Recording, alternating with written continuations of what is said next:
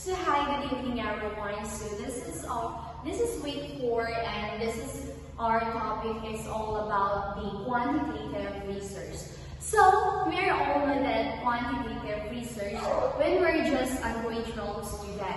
Because when we're a grade 12 student, we experience how to conduct the quantitative research.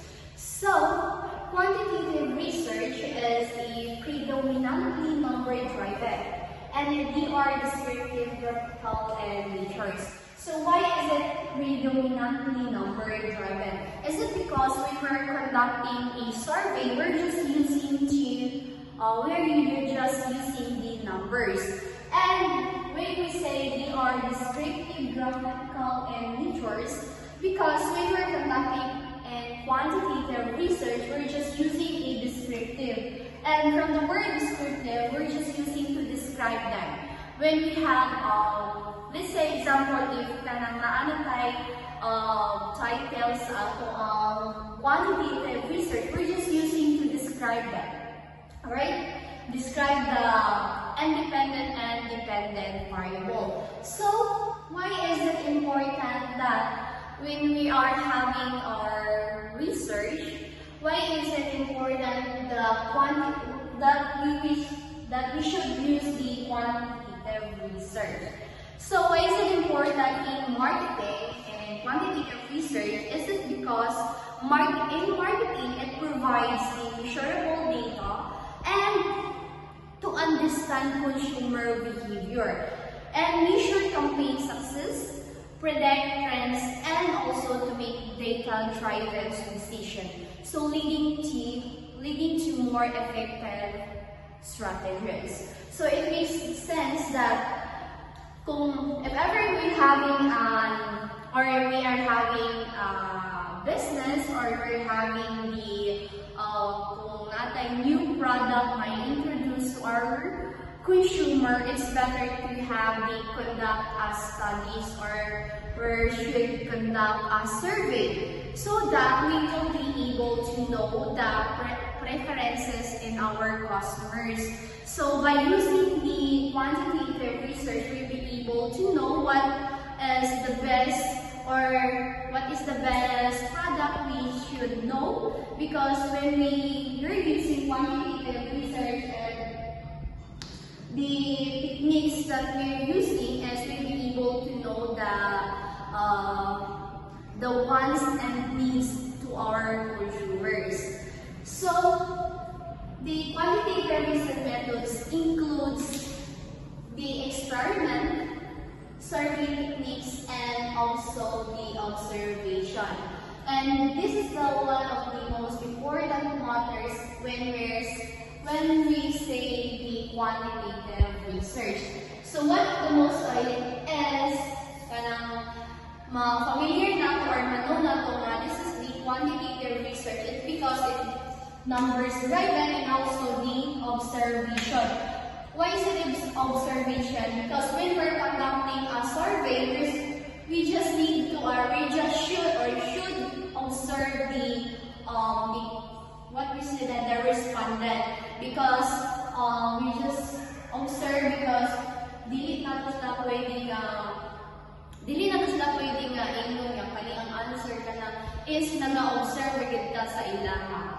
Okay, and next is the Likert scale. So Likert scale is one of the most widely used and approach to scaling responses and survey research. So kini is nag-focus siya sa when we're conducting a survey, we're just using the 1, 2, 3, 4, 5 kanilang mga skills. So why is it survey? Because let's have the example of this one, the Likert skills. We have this one. So this one is the Likert skills. So it says the 1, 2, 3, 4, 5. So when we're having we're just using the survey or magahimo tag survey or mga question, or it should be the answer is undecided na nakaputaw nito like this or strongly disagree or disagree, undecided, agree, or strongly agree. We're just using the numbers because quantitative research is numbers. So 1, 2, 3, 4, 5. And we have the questionnaire here. Let's use for example, questionnaire there and the respondent is mag-choose na siya is check ba ang kanang type. Let's for example, the questionnaire is once nila needs are they want to buy a new product or mo agree ba sila decided or decided mo na siya. And also when we're using the quantitative research, we have the advantage and disadvantage. So advantage and disadvantage of using Likert scale. Alright, so the first one is the advantage.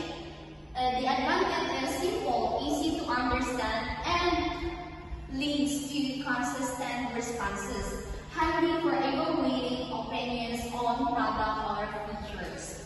So, ini is kanang ang advantage kung gusto ka na when you're using the Likert skill is dali ra nato makali or ano ang ilang answer kay we're just using the numbers. So kanang if ever na magkuan na ta is magkuan na ta sa bisay results sa atong survey, we're just using the numbers. So gusto ko na kapag kabalo nga kanang nga untay kabalo ta sa mga behaviors and wants and needs sa atong mga consumers kay dalian natin sila mabalance sa atong survey. Di ba nag-survey ka and then ang questionnaire is like for example lang ay mga questionnaire there and dali ang mga part is mag-check lang sila if kanang ang question is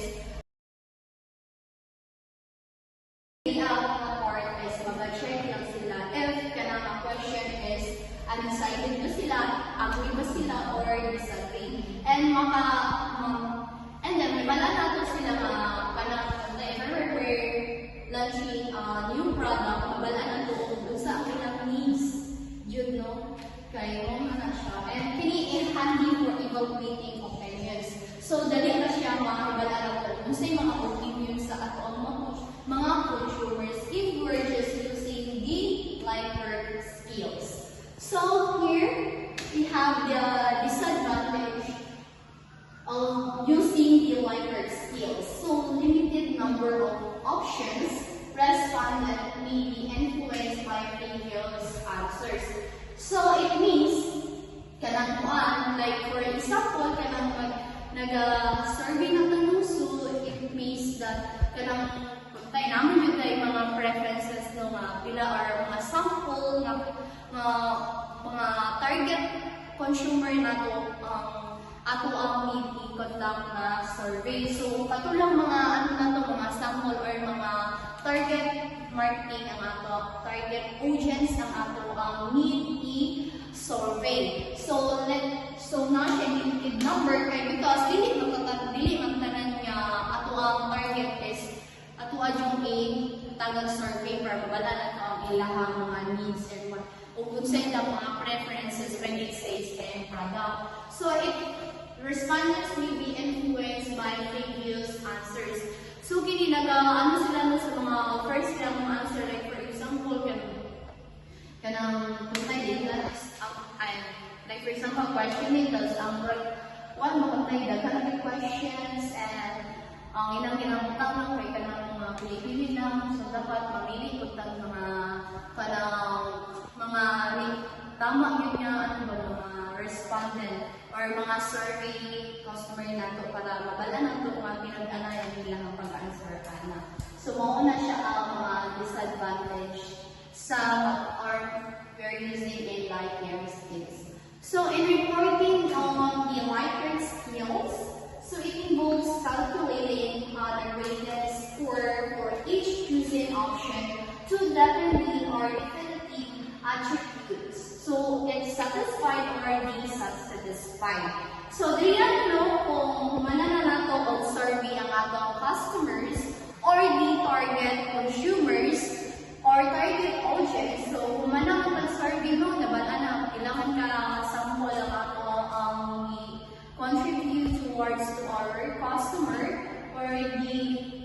target customer. So, mabalaan na nato ito by using these Likert skills. So, di ba, ang Likert skill is we're just using the numbers 1, 2, 3, 4, 5. So, we be able to know what is the result of our survey. Or we're conducting a survey, which is mabalaan na nato tayo kung saan kinachikan na number. So, it involves calculating. So, in the words calculating is, dili ano mo na matagtagta kong survey. So, mabalaan na or i-calculate na nato ang mga respondent answers sa ato ang every choosing niya respondent sa atong survey.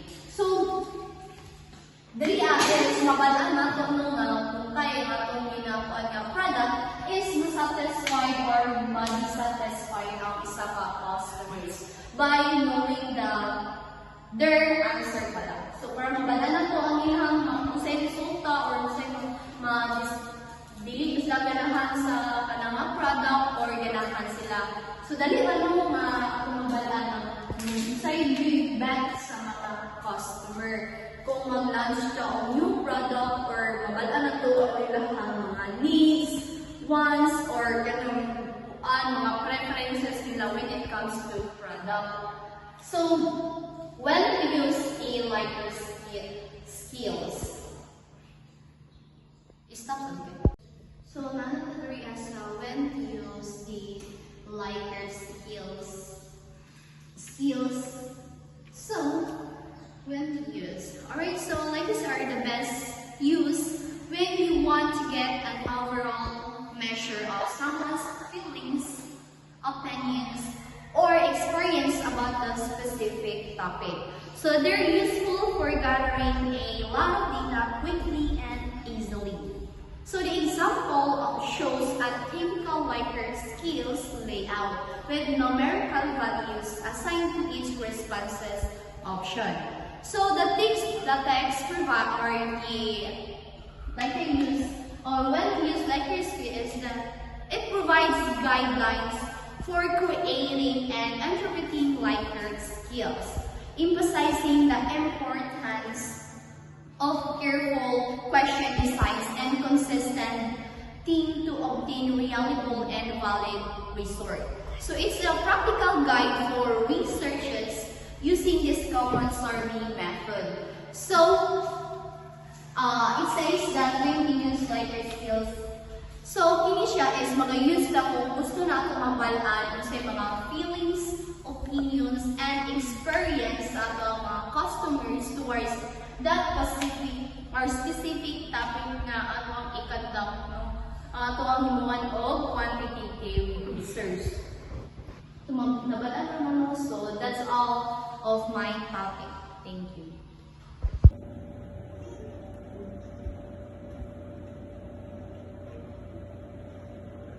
Good day everyone, my name is Jessica Limadora. My topic is all about the attitude scale. So number 1 is the Likert scales. Likert scales is a psychological measurement device that is used to gauge attitudes, values, and opinions. It functions by having a person complete a questionnaire that requires them to indicate the extent to which they agree or disagree with a series of statements. So ang Likert scales is a rating scales to measure the opinions, attitudes, or behaviors sa mga customers. And nag-present sila og mga question or statement para mag-ask sa mga respondents to express a ilang level of agreement or disagreement. Then ginabuhat ni siya kay para mabalaan kung unsa ang gusto o dili gusto sa mga customers. So ang pagbuhat sa Likert skills is nagabuhat sila og mga multiple questions para sa mga customers, para sa mga respondents.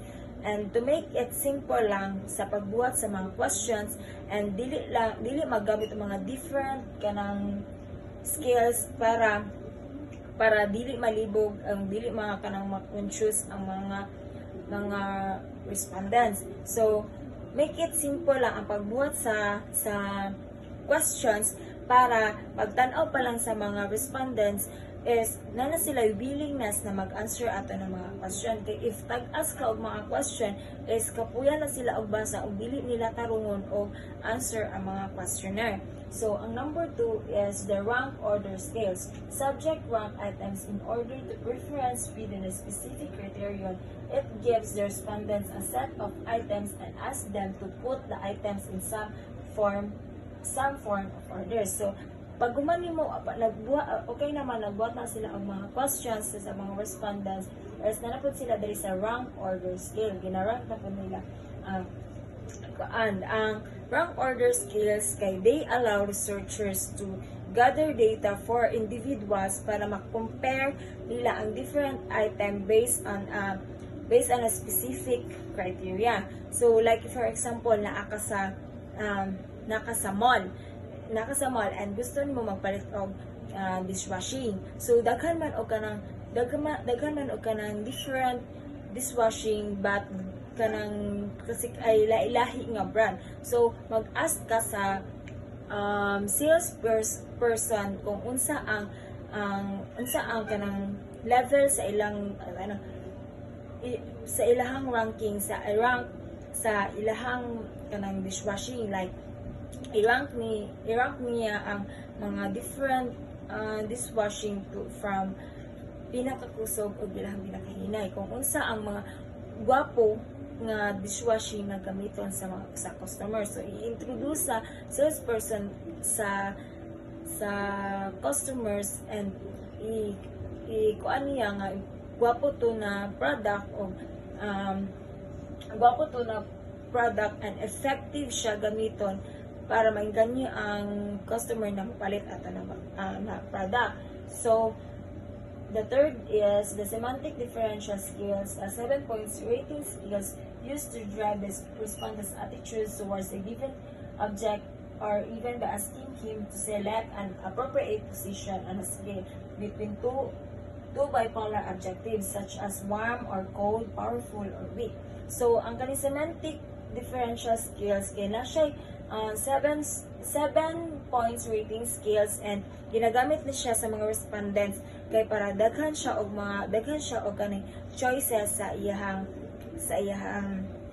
questionnaire. So di pareha atong two opposite word kay kuan lang siya very good or very bad. So duha lang iyahang choices, unlike ani 7 point skills is daghan siya og kanang mga choices, mas ma-express pa niya unsa iyang na-feel ato ng product. So ang example kaning 7 point scale kay ang 1 very bad, 2 bad, slightly bad, neutral, slightly good, good and very good. So moto siya ang 7 points. Then ako example the semantic different scales is na siya negative o positive. So the negative is ang big, negative 3, negative 2, negative 1, 0 ang center, plus 1, plus 2, plus 3. Positive, strong ang big, negative. So the second one is rude, negative 3, negative 2, negative 1, 0, positive 1, positive 2, positive 3. Courteous, mo siya rude o ang courteous, positive and the negative. The third is messy, negative 3, negative 2, negative 1, 0, positive 1, positive 2, positive 3. Ang messy o ang neat. So, wala siya yung mga negative and na siya positive. Hinana siya pag rate sa customer sa product. Then ako ay napay last one. The last one is ang behavior intentions scale. So ang behavior extension scale, ang behavior extension scale is a method of ratings or predicting likelihood of a prospective customer to purchase a particular product within the given time. So kani siya kay naa ang salesperson kay naa siya unsa ang gusto sa isa ka customers, iyahang gusto nga ay likelihood sa sa customer kung unsa iyang gipangangita sa product. Like gusto siya mopalit og kanang e-bike, mopalit siya og e-bike kay para kanang makaless siya, dako siya og less sa iyang kanang daily nga kuan niya kay makaless siya og pamasahe expensive. So ang iyang attitudes is ganahan siya ato tungod kay nakasave siya, ug ganahan siya ato magamit niya pangadlaw-adlaw. Then pwede niya iinganyo ang iyang friends or other family members na magpalit atong e-bike kay para makaless pud sila, para makaless pud sila sa ilang expensive. So confident ayang mga na feel niya nga confident na siya nga upalit og mga classic ay mga mas importante niya o gusto pud niya sa iyang life kay nakasave naman siya sa iyang expenses, sa iyang pamasahe, o instead atong ipamasahe niya makagasto na lang niya sa iyang uban pa nga mga gastuhonon. And then ako example, there is 5 points is 7 points. So actually daghan ni siya, but nagkuha lang ko og example ani sa book. So mo ni siya kung gina-introduce man jud permanente sa inyo ha ang mga product, so naa siya level of awareness. So 5 points man siya, 5 points. So ang level 1 ay ang 1 kay not ang uban kung unsa ilahang gusto, kung na-aware ba sila or wala na sila mga choices diri. Na sila, or pwede sila mag-answer sa dili sila aware, slightly aware, somewhat aware, moderately aware, extremely aware. So mo na siya ang kanang dili sila, wala sila na aware, mo na sila choices diri kung unsa ilang opinion sa product. And then the level of satisfaction, mo na siya example sa 7 points. So ang level sa satisfaction kung unsa ka satisfy sa isa ka product, kung sila nakay pagpilian dere. So ang completely dissatisfied, mostly dissatisfied, somewhat satisfied, neither satisfied or dissatisfied, somewhat satisfied, mostly satisfied, completely satisfied. So daghan ka ang choices diri sa 7 points, unlike diri sa 5 points nga gamay ra siya. So diri daghan murag makuan jud nimo unsa imong na feel ato na product. So ano to siya? Thank you.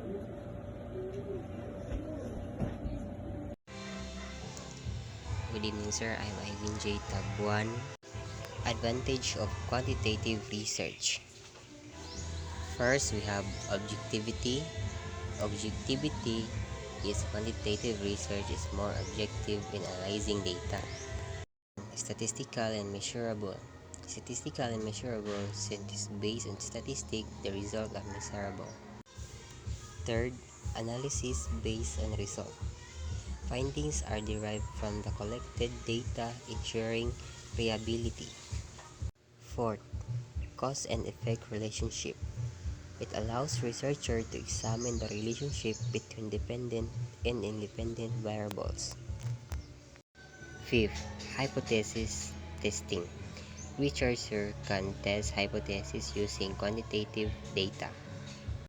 6. Random assignment. The use of random sampling ensures objectivity in participant selection. Lastly, inferences and assessment. The method allows for drawing conclusions about the studied issues.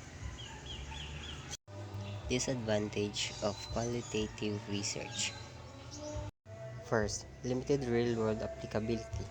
The result may not always be valid or applicable to real-world situations because research is often conducted in controlled or laboratory settings. Second, context ignored. The study context may not always be considered, leading to potential misinterpretation of result.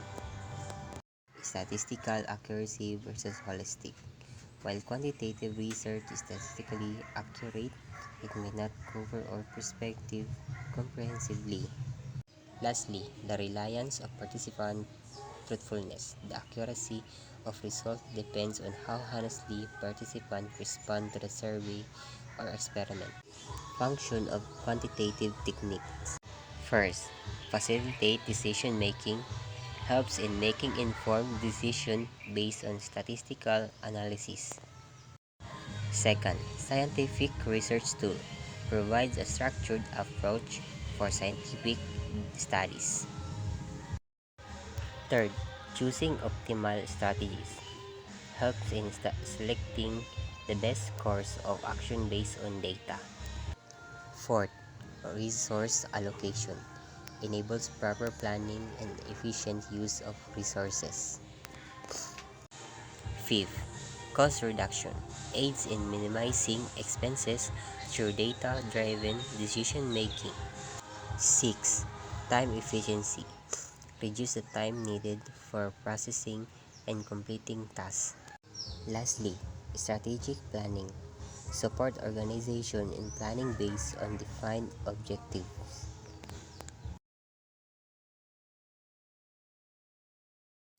Qualitative collection method metaphor analysis. This based on belief that metaphors are the most basic method of thoughts and communication. Zoltman metaphor elicitation technique or ZMET. So ZMET kay isa siya ka research method nga gidevelop ni Dr. Gerald Zoltman para Dr. Gerald Zoltman atong 1990s. Unya, ginagamit ni siya sa market research para maabrihan ang deeper thoughts sa isa ka tao tungkol sa brand, product, or opinion. So, paano mo gana ang ZMET? So, salip daw nga imong idiretsyo pangutanaw ng isa ka tao, nigamit ka og pictures. Ang isa ka tao magdala og picture na nagarepresent sa iyang isip, gibati, or about sa topic. For example, ako'y gusto iingon pero dili na ako siya matarong og istorya. So, magdala ko og picture nga mao to siya ang magpasabot sa ko ang gusto i-express or ako ang ginabati. So, why ZMET is useful? Napahayag nimo imong gibati through picture. Dili nimo mapahayag nimo imong gibati through picture nga dili nimo maingon diretso. So kaning ZMET ginagamit po ni siya sa mga advertising, branding, and more. So useful pud ang ZMET kay because to understand people deeper thoughts. So, ang next is qualitative,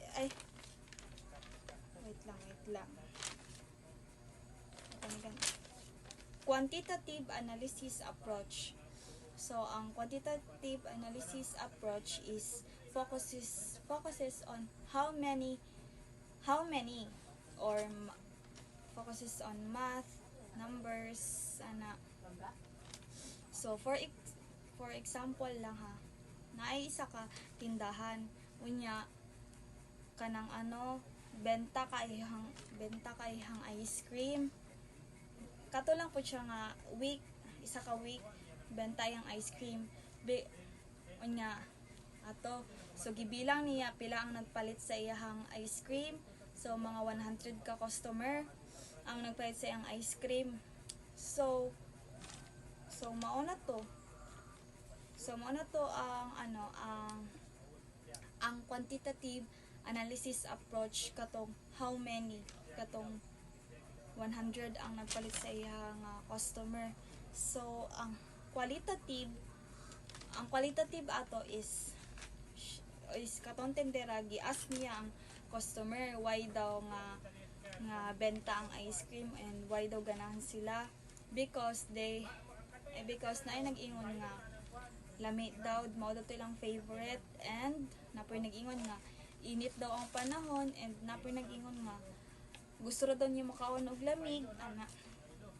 So ang qualitative is focuses on why focuses on ano pod kanang mga reason nimo, mga opinion, ano siyang qualitative. So both types of analysis help businesses to understand their customer.